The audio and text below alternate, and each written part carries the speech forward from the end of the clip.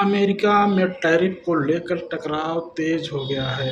राष्ट्रपति ट्रंप ने supreme court के हालिया फैसले की तीखी आलोचना करते हुए कहा कि यह निर्णय बेहद खराब तरीके से लिखा गया है और अमेरिका के हितों के खिलाफ जाता है।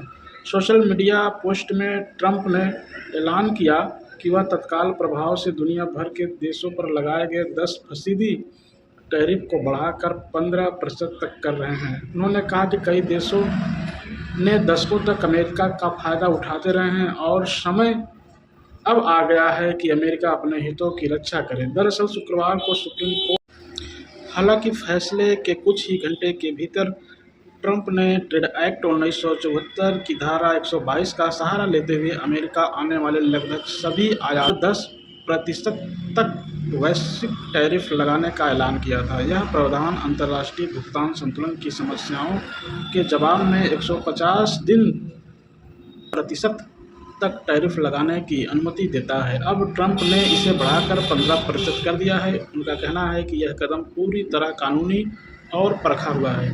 ट्रंप ने दावा किया है कि सुप्रीम कोर्ट का फैसला उनकी शक्ति को कम नहीं करता बल्कि और स्पष्ट करता है। उन्होंने कहा कि सुप्रीम कोर्ट के आज के फैसले से प्रेसिडेंट की ट्रेड को रेगुलेट करने और टैरिफ लगाने की काबिलियत को कम करने के बजाय और ज़्यादा ताकतवर और साफ कर दिया है।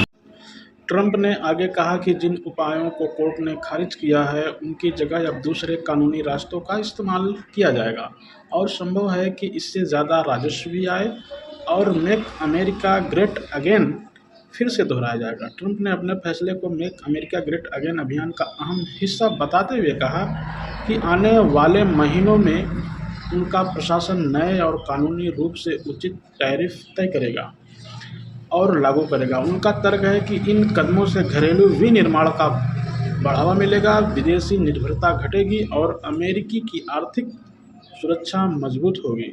विशेषज्ञों का मानना है कि टैरिफ बढ़ाकर 15% करना तो वैश्विक व्यापार में नई अनिश्चितता पैदा कर सकता है।